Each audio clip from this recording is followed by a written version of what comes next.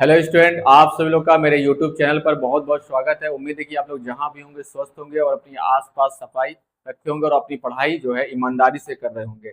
आज के इस वीडियो में हम लोग जो है 4.1 एक्सरसाइज एनसीईआरटी सॉल्यूशन जो है हम लोग अच्छे से सारे क्वेश्चन लगाएंगे।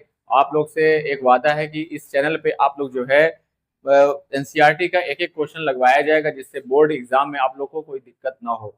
और जो है आप लोग नए हो तो मेरे चैनल से जुड़ने के लिए मेरे चैनल को सब्सक्राइब करें और अपने दोस्तों में से शेयर करें, जिससे आप उनकी भी पढ़ाई अच्छे से चलते रहे। तो आइए हम लोग जो है वीडियो शुरू करते हैं।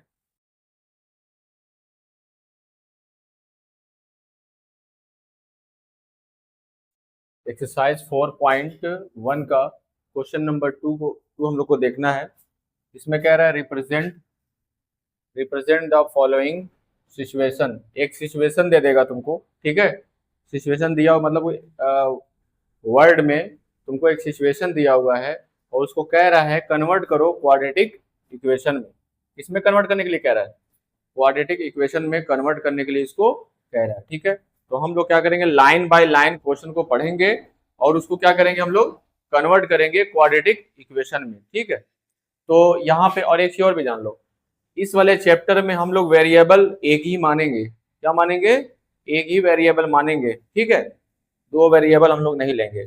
यहाँ पे क्या होगा, कह रहा है the area of a rectangle plot is 528 metre square. जैसे मान लो कोई एक रेक्टेंगल एरिया है, प्लॉट है। रेक्टेंगल का मतलब क्या होगा, जिसकी लेंथ और विड्थ अलग अलग होती है, ठीक है। लेंथ हमारा ज्यादा है और विड्थ क्या है, कम है। या जो दिया होगा उसके हिसाब से करेंगे हम लोग, ठीक है। क्या कह रहा है, the length of the plot, मतलब कि जो लेंथ है वो the plot is one more than. क्या कह रहा है, one more than. One more than का मतलब क्या होता है, वन ऐड कर दो। क्या कर दो, वन ऐड कर दो। उसके बाद क्या कह रहा है, ट्वाइस इट्स ब्रेथ, यानी कि जो इसका ब्रेथ है उसके ट्वाइस कर दो, यानी कि 2b। इतना कहने कर रहा है, ठीक है। बात समझ में आया। यहाँ पे ये कहना चाह रहा है कि जो तुम्हारा इस रेक्टेंगल प्लॉट का जो लेंथ है, ये तुम्हारा वन मोर देन है। क्या तुम्हारा, one more than twice of इस ब्रेथ। बात समझ में आया। इसकी जो लंबाई है एक ज्यादा है, किससे, इसके चौड़ाई का दोगुना के, इसके चौड़ाई के दोगुना के। बात समझ में, ये चीज हो गया। अब ध्यान दो, पहले ये तो कंडीशन हो गया, लेकिन हमें यहाँ पे करना क्या है, हमें b को हम लोग x मान लेंगे। क्या करेंगे, क्या करेंगे यहाँ पे, let the breadth of the rectangle plot be x. क्या करेंगे, बी एक्स हो गया, ठीक है। मतलब जो प्लॉट का रेक्टेंगल का विड्थ है, यानी कि जो बी हमारा है, जो हमारा बी है वो हम लोग मान लिए हैं एक्स, यानी कि हम लोग बी को क्या मान लिए हैं, एक्स मान लिए, ठीक है। तो यहाँ पे लेंथ कितनी होगी, लेंथ हो जाएगा 1+2x। 1+2x कैसे, लेंथ इक्वल टू क्या है, 1+2b है ना। तो b के जगह पे क्या रख देंगे हम लोग, b के जगह पे रख देंगे x, ठीक है। यानी कि l इक्वल टू कितना हो जाएगा, सॉरी b हमारा हो गया x मान लिए हैं, b क्या मान लिए हैं, x मान लिए हैं। और लेंथ कितनी हो जाएगी, लेंथ हो जाएगी 1 प्लस यहाँ b की जगह पे x रख देंगे, कितना हो जाएगा 2x। इतनी बात समझ में आ गया, ठीक है। क्वेश्चन के अकॉर्डिंग मैंने क्या किया, विड्थ को x मान लिया और लेंथ जो है हमारा इतना आ गया, ठीक है। अब होता क्या है, इसके आगे जो है क्वेश्चन में कह रहा है एरिया ऑफ, क्या कह रहा है, area of rectangle is equal to, हमें दिया है 5 to 8। कितना दिया है, 5 to 8। एरिया ऑफ रेक्टेंगल कितना होता है, लेंथ इंटू ब्रेथ। रेक्टेंगल का एरिया जो होता है लंबाई गुणे चौड़ाई होती है, कितनी होती है, लंबाई गुणे चौड़ाई। तो ये इसके नीचे मैंने ये रख दिया, ये हो जाएगा इधर 5 to 8। यहाँ पे क्या करेंगे, यहाँ पे हम लोग जो है लेंथ के जगह पे रखेंगे ये 1 प्लस 2x, और b के जगह पे कितना रख देंगे, x रख देंगे मल्टीप्लाई करके। इधर क्या हो जाएगा 5 टू 8 हो जाएगा। इसका मल्टीप्लाई हम लोग क्या करेंगे 1 में भी करेंगे और 2x में भी करेंगे, तो कितना हो जाएगा, x का मल्टीप्लाई 1 में करोगे तो x हो जाएगा, और x का मल्टीप्लाई 2x में करोगे तो 2x स्क्वायर हो जाएगा। इधर क्या है तुम्हारा 5 टू 8 है, ठीक है। क्या करेंगे, सबसे पहले 2x स्क्वायर को लिख देंगे, फिर लिख देंगे x को, और इसको उठा लाएंगे हम लोग लेफ्ट साइड में, तो कितना, ये प्लस से क्या हो जाएगा -5 टू 8 इक्वल टू, इधर क्या बचेगा 0। यही मेरा क्या हो गया, क्वाड्रेटिक इक्वेशन हो गया। क्या हो गया, क्वाड्रेटिक इक्वेशन। अभी इसको क्या नाम है, हम लोग जो है सॉल्व नहीं करेंगे, क्या करेंगे, लेंथ और विड्थ निकालने के लिए नहीं कहा है, केवल क्या कहा है, कहा यह है कि हमें एक क्वाड्रेटिक इक्वेशन बता दो, ठीक है, जिससे हम लोग लेंथ और विड्थ निकाल सके, क्या कर सके, निकाल सके। तो मैंने क्या नाम है इसको ऐसे रिप्रेजेंट कर दिया, आप लोग अपने कॉपी में अपने नोट करो, ठीक।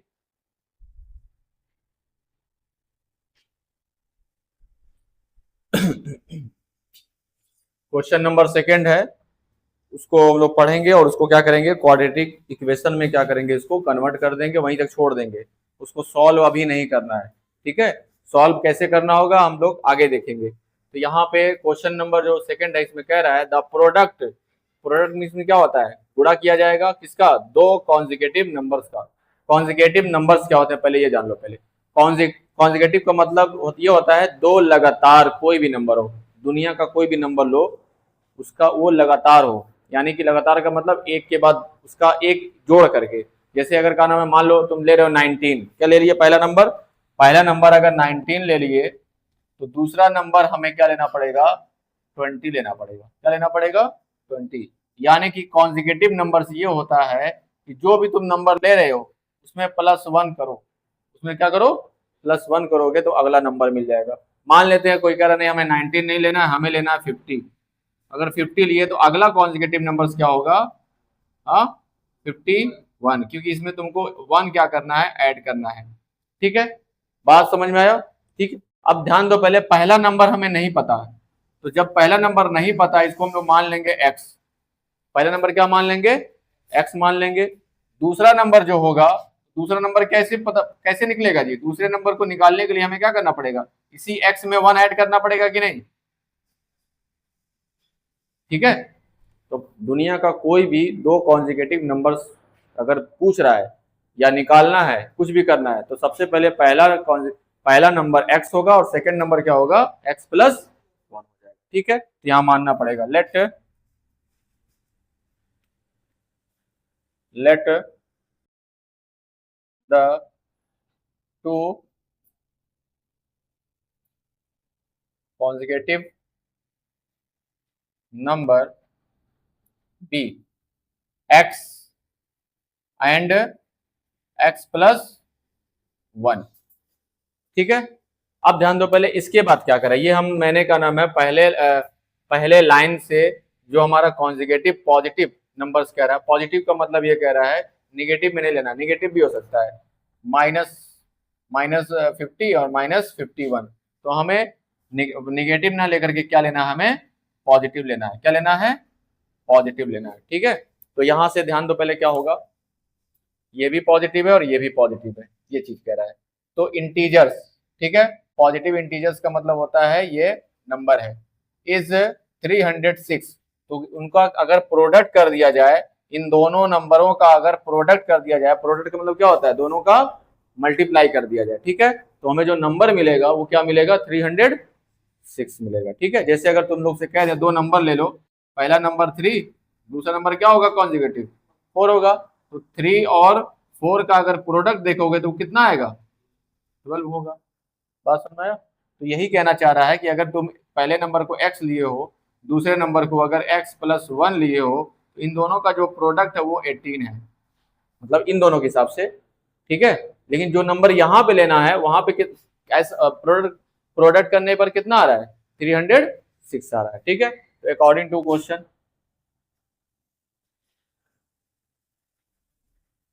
According to the question. क्या कह रहा है, पहला नंबर और दूसरा नंबर को अगर तुम प्रोडक्ट कर देते हो तो वो किसके इक्वल मिलता है हमें, 306 के। ठीक है, अब क्या करना है, इसको सिंप्लीफाई करना है, इसका मल्टीप्लाई x में और इसका मल्टीप्लाई 1 में। तो x का x में करोगे तो क्या हो जाएगा, एक्स स्क्वायर, x का मल्टीप्लाई 1 में करो तो x हो जाएगा, इधर क्या हो जाएगा 306, इसको उठा कर लेकर आओगे इधर, क्या हो जाएगा जी, एक्स स्क्वायर प्लस एक्स, ये इधर से इधर माइनस में हो जाएगा। ठीक है, 306 इक्वल टू 0। तो यही मेरा क्या हो गया, क्वाड्रेटिक इक्वेशन। अगर कहता कि सॉल्व करके ये दोनों नंबर को बताओ, क्या कहता, सॉल्व करके अगर दोनों नंबर को बताओ कॉन्जिगेटिव नंबर, तो हम लोग इसको सॉल्व भी करते हैं, फैक्टर करते हैं। क्या करते हैं, फैक्टर करते हैं। इसको हम लोग आगे देखेंगे 4.2 एक्सरसाइज में देखेंगे। ठीक है, बात समझ में आया, तो इसको अपने कॉपी में नोट करें।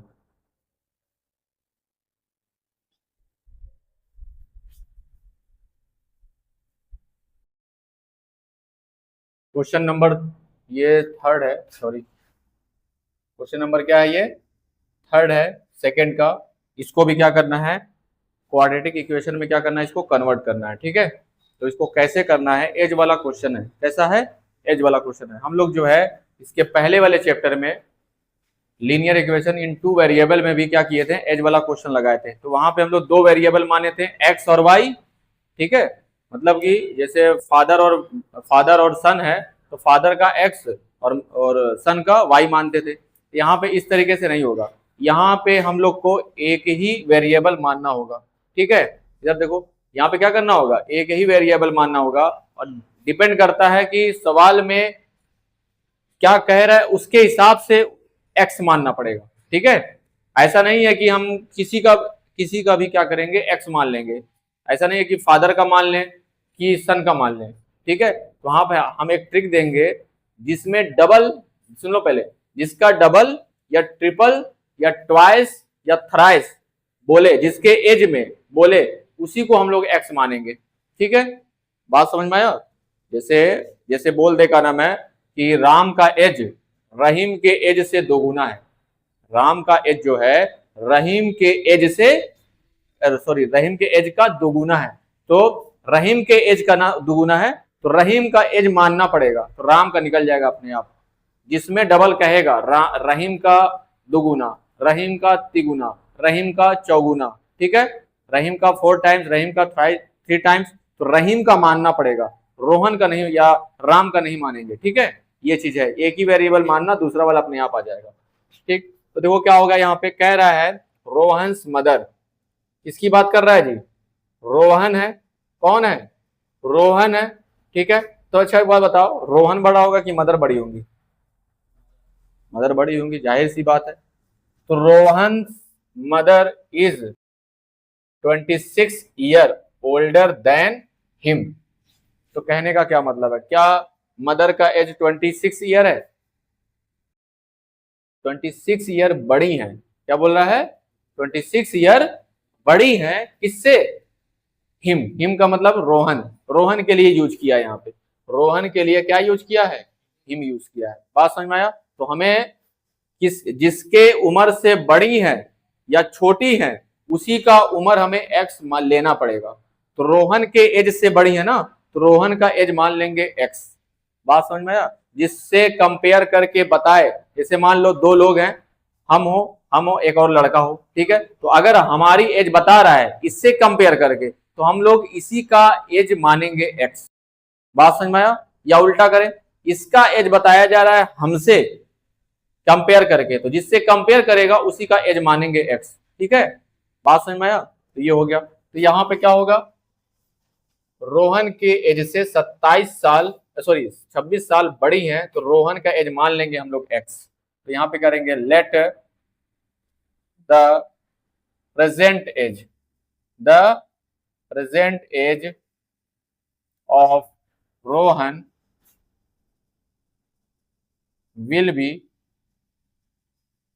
will be x year, x years। इतनी बात समझ में आया।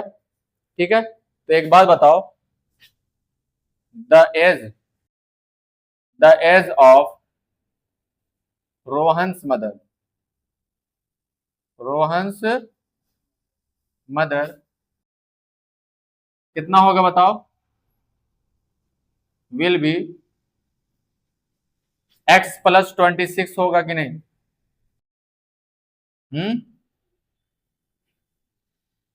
होगा ना। मतलब कहने का मतलब ये है कि अगर यहाँ पे ध्यान देना, पहले एक लाइन बना रहे हैं वहीं से हो पाएगा इस सवाल। जैसे मान लो एक टाइम लाइन चल रहा है, क्या चल रहा है, टाइम लाइन। ये मान लेते हैं रोहन है, ये क्या है तुम्हारे, रोहन है, और ये मदर है, ठीक है। और ये जो टाइम लाइन बताया जा रहा है ये प्रेजेंट का बताया जा रहा है, क्या बताया जा रहा है, ये प्रेजेंट का बताया जा रहा है, ठीक है।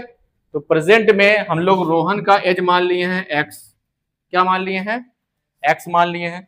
तो मदर का एज कितना हो जाएगा, x+26 हो जाएगा कि नहीं, क्योंकि रोहन के एज से 26 साल बड़ी है ना मदर। हाँ, तो रोहन अगर एक्स होगा तो मदर 26 साल ऐड हो जाएगा उसमें, ठीक है। इतनी बात तो समझ आ गया, प्रेजेंट की बात हो गया। अब क्या कह रहा है आगे, क्या कह रहा है ये भी ध्यान देना, इसकी बात ही नहीं कर रहा। अब क्या कह रहा है, कह रहा है आगे द प्रोडक्ट, क्या कह रहा है, product of their ages, ages का मतलब दोनों, दोनों के एज को मल्टीप्लाई करो, दोनों के एज को मल्टीप्लाई करो, लेकिन प्रेजेंट एज को मल्टीप्लाई नहीं करना है। क्या कह रहा है यहाँ पे 3 साल बाद की, कितने साल के, विल भी पढ़ना है यहाँ पे, विल भी, ठीक है। विल का मतलब फ्यूचर की बात कर रहा है, यानी कि ऐड करना है, बिफोर करता तो सबट्रैक्ट करते। तो 3 साल बाद क्या होगा जी, 3 साल बाद जो होगा वो टाइमलाइन कहां चला जाएगा जी, फ्यूचर में होगा कि नहीं, ये टाइमलाइन क्या हो जाएगा, फ्यूचर की बात कर रहा है यहाँ पे, किसकी बात कर रहा है, फ्यूचर की बात कर रहा है। तो कितना साल इसमें जोड़ रहा है, 3 साल ना। तो 3 साल रोहन भी बड़ा होगा और 3 साल उनकी अम्मी भी बड़ी होंगी। ऐसा थोड़ा ना है कि अम्मी बड़ी हो गई 3 साल की तो बेटा नहीं बढ़ेगा, जब पैदा हो गए तो दोनों का साथ, एक साथ का नाम है, एज बढ़ती जाएगी, ठीक है। तो इसमें भी 3 जुड़ जाएगा, x प्लस क्या हो जाएगा 3, और इसमें कितना हो जाएगा, हाँ वेरी गुड, x प्लस क्या हो जाएगा 29। बात समझ में आया। तो इन्हीं दोनों का प्रोडक्ट लेना है, इन्हीं दोनों का क्या लेना है हमें, प्रोडक्ट लेना है। प्रोडक्ट का मतलब मल्टीप्लाई करना है। बात समझ में आ रहा है, ठीक है। तो यहां पे लिखना पड़ेगा, फिर लिखना पड़ेगा एज ऑफ रोहन आफ्टर, क्या लिखेंगे, आफ्टर 3 ईयर लेटर, ठीक है। 3 ईयर लेटर कितना हो जाएगा जी, x+3 and the age of mother 3 year later क्या हो जाएगा जी, x+29, 26 में 3 जोड़ोगे तो 29 हो जाएगा, ठीक है। बात समझ में। अब क्या कह रहा है जी, कह रहा है दोनों का प्रोडक्ट करो, क्या करो, दोनों के एजेस को प्रोडक्ट करो, फ्यूचर वाली एजेस को, ठीक है। तो किस क्या हो जाएगा जी, x+3 प्रोडक्ट करेंगे x+29। तो जब प्रोडक्ट करते हैं तो वो कितना मिलता है हमें, 360 मिलता है। बात समझ में आया, ठीक है। तो इसको हम लोग क्या करेंगे, सॉल्व करेंगे, जो भी मिलेगा इक्वेशन वही मेरा आंसर हो जाएगा, ठीक। तो क्या करो हम लोग, सबसे पहले क्या करेंगे, x का मल्टीप्लाई इसमें करेंगे, x का मल्टीप्लाई 29 में करेंगे, तो क्या हो जाएगा, x और x स्क्वायर हो गया, x और 29 का मल्टीप्लाई करोगे तो 29x हो गया। तो x का काम खत्म हो गया। अब क्या करेंगे, 3 को पकड़ेंगे, पहले x में मल्टीप्लाई करेंगे, फिर क्या करेंगे 29 में करेंगे, ठीक है। तो 3 का x में करेंगे क्या हो जाएगा 3x, और 3 का इसमें मल्टीप्लाई करेंगे तो क्या हो जाएगा 87, कितना हो जाएगा 87, और ये हो जाएगा 360, ठीक है। अब यहाँ पे क्या होगा, एक्स स्क्वायर 29 में 3 ऐड करोगे, क्योंकि ये भी x है ये भी x है, कितना हो जाएगा 32x। इस नंबर को ट्रांसफर करेंगे हम लोग लेफ्ट साइड में, नंबर को नंबर की तरफ कर देना, ठीक है। तो प्लस 87 तो था ही, माइनस क्या हो जाएगा 360 इक्वल टू 0, क्या हो जाएगा यहाँ से x स्क्वायर प्लस 32x, इसमें से इसको माइनस करेंगे, कितना होगा? पहले तो तुम 60 घटाओगे, फिर 27 घटा दोगे, यानी कि क्या हो जाएगा? -273। Very good. ठीक है, और माइनस में लिखेंगे क्योंकि बड़ा ये था। यही मेरा क्या हो गया? Quadratic equation. ठीक, तो ये चीज है। अब इसी को अगर नंबर कह देगा इसको सॉल्व करो कि उनकी प्रेजेंट एज कितनी है, तो सबसे पहले हमें एक्स की वैल्यू निकालनी पड़ेगी। एक्स निकल जाएगा तो हम लोग उसमें 26 जोड़ देंगे कि अम्मा का उम्र निकल जाएगा। ठीक है, उतारिए कॉपी में। ये जो बना, ये बड़ा गजब का होता है, ये टाइमलाइन। टाइमलाइन बहुत शानदार, अगर इसको समझ गए तो समझ लो ये सब क्वेश्चन नचा डालोगे। ये नहीं समझोगे तो उसी में नाचोगे, किसका उम्र नहीं। तो स्टूडेंट, आज का क्लास बस यहीं तक। उम्मीद है कि आप लोग को ये वीडियो पसंद आई होगी, और पसंद आई होगी तो मेरे चैनल को ज़्यादा से ज़्यादा शेयर करें और अपने दोस्तों में जरूर शेयर करें, जिससे उनकी पढ़ाई अच्छे से चले। और मेरे चैनल, अगर आप नए हो तो मेरे चैनल से आप लोग जरूर जुड़ जाएं। उसके लिए आप लोग को मेरा बेल आइकन दबाना पड़ेगा, तभी आप लोग जो है जुड़ सकेंगे। और ये एक्सरसाइज जो है यहीं पे क्या होता है, फिनिश्ड होता है। अगला जो लेक्चर होगा उसमें जो हम लोग एनसीईआरटी का 4.2 का क्वेश्चन हम लोग देखेंगे। और आप लोग से एक हम वादा करते हैं कि आप लोग को एनसीईआरटी का एक एक क्वेश्चन जो है आप लोग के इस वीडियो पे, इस चैनल पे मिल जाएगा। तो आप लोग जरूर करना, मेरे चैनल से जुड़े रहें, जिससे आप लोग की तैयारी अच्छे से चलती रहे। तो आज के लिए बस इतना ही। धन्यवाद।